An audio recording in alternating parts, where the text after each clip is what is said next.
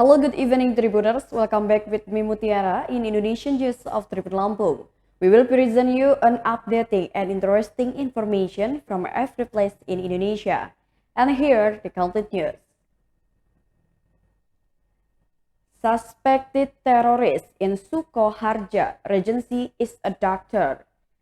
Detachment 88 Anti-Terror shot a suspected terrorist with the initial S, who was 54 years old, to death in Sukoharjo Regency.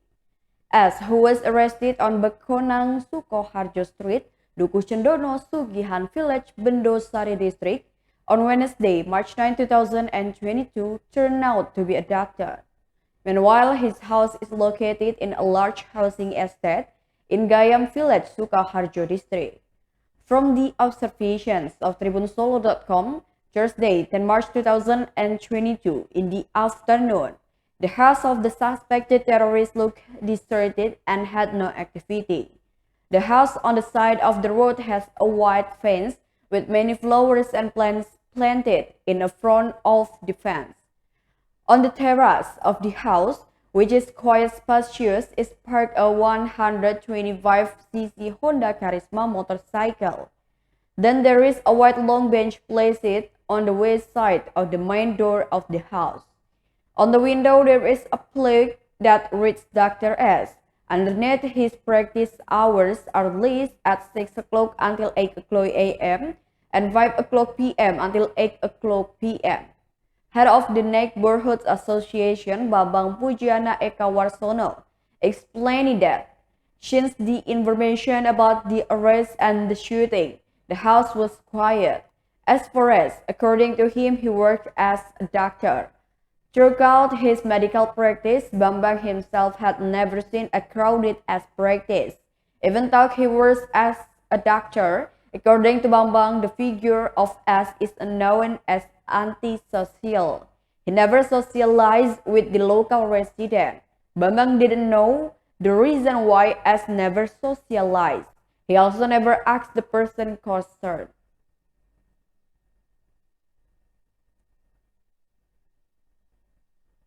The next news is, police will confiscate Binomo Indra Kents trading office.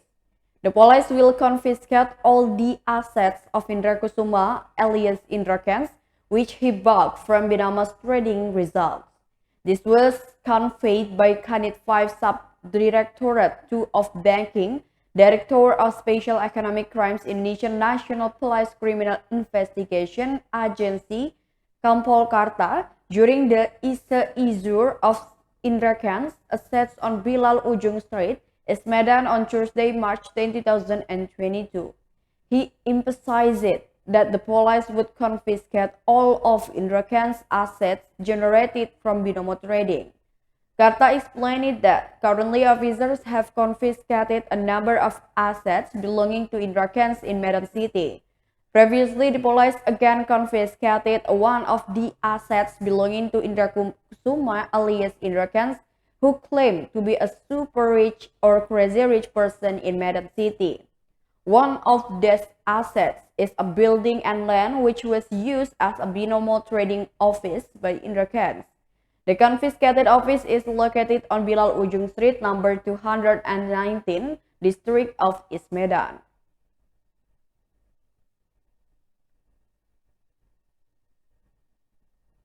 The next news is, the road in the Batu Piring village collapsed. The plan for handling the subsidence road on Ahmad Yani Street, kilometers 2.5 Batu Piring village, South Paringin district, Belangan, continues to be carried out, where the National Road Implementation Center for the Southern Kalimantan region again reviewed the location on Thursday, March 10, 2022. The head of the South Kalimantan National Route Implementation Center, Shauki Kamal, led the monitoring. They also discussed about the handling that will be carried out later, mainly to prevent landslides from happening again. Commitment-making officer of the National Road Implementation Center for the South Kalimantan region, Dwi Wahyono, he explained that this time the monitoring was to check the size of the damage. It will measure the depth of the landslide on the road. He continued, the construction of road handling will have a national standard. However, the presence of landslide at the bottom of the road needs attention. He also explained that handling landslide had no effect on the tonnage of passing vehicles, so that when the road work has been completed, it will not have an impact on the load. It's just that the road closures are carried out because there is no protection installed on the road. As is known, the road damage occurred in 2021. The cause is the seepage of water flowing in the water channel under the road. The road cracked until it collapsed for approximately 100 meters. There is also one building in the area that was affected.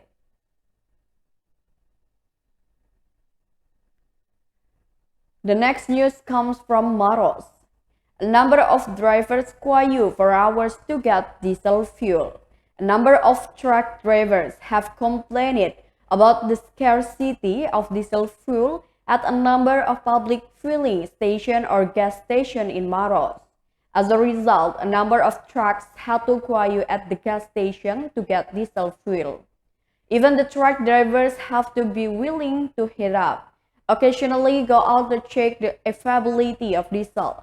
The truck driver, Emba, said he had been waiting all night to get diesel. Due to not getting diesel, he admitted that he was late in bringing his cargo. He even stopped at several gas stations, but his condition was the same.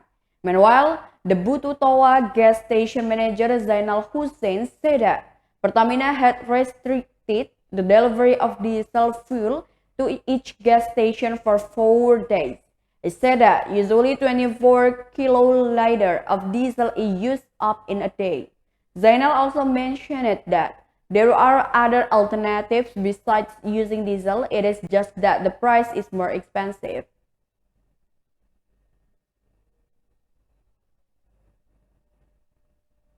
The next news comes from East Nusa Tenggara. Died due to COVID-19, the body was forced to be carried away by the family.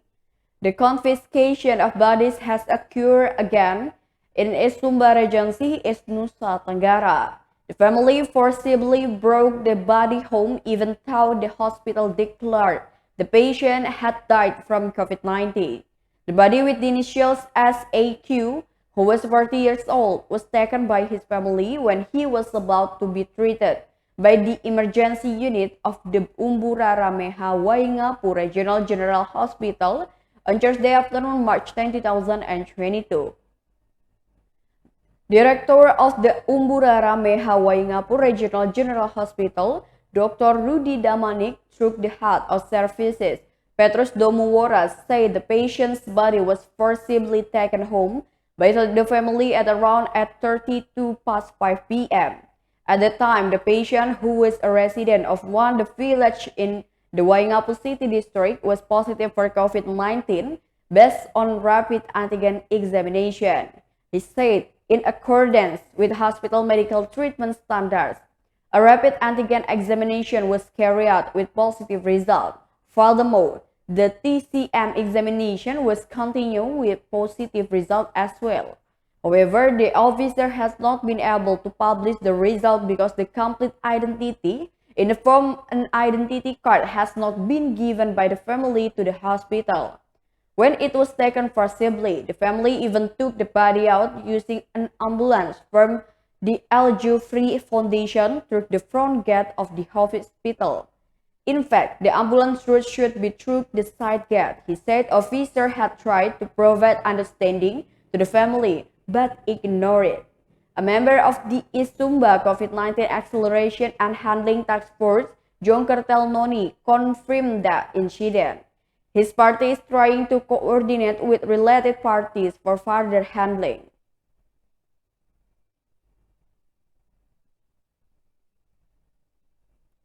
The next news is, residents in Bangka Belitung are willing to queue for hours to get cooking oil. Residents in Bangka Belitung have difficulty getting cooking oil in the market. The situation has been happening for the past few days. Not all stores provide stock of cooking oil. Cooking oil is only available in some retail stores and large stores and even then only at certain times. While in a small shop there is no stock of cooking oil at all. Residents are willing to queue for hours just to be able to buy cooking oil. Cooking oil that can be purchased is also limited, each only 1 to 2 liters. Long queues occur at several large shops in Pangkal Pinang City, Bangka Belitung. According to Bangkapos.com monitoring, residents are willing to queue to get cooking oil at Separadik Mart, Bukit Merapin, Pangkal Pinang on Thursday, March 10, 2022. Seen a long line packed at the edge of the road to the front yard of the shop.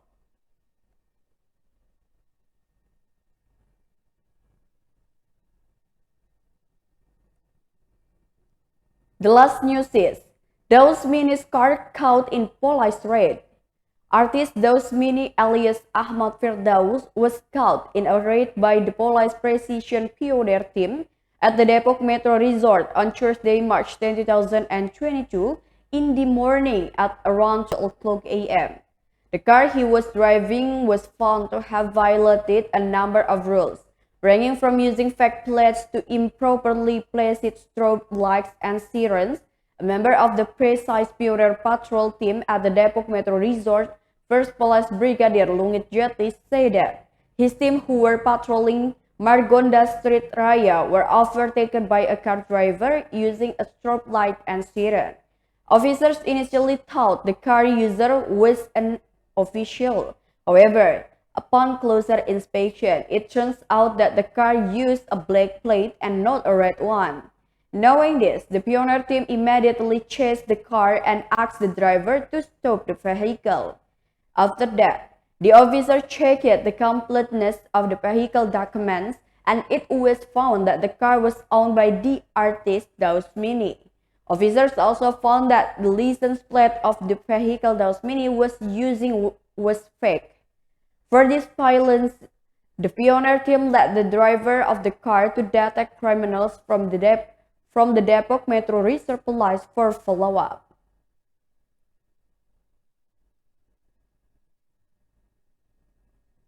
Well, that's all the news for today with me, Mutiara. Thank you for watching and have a nice day.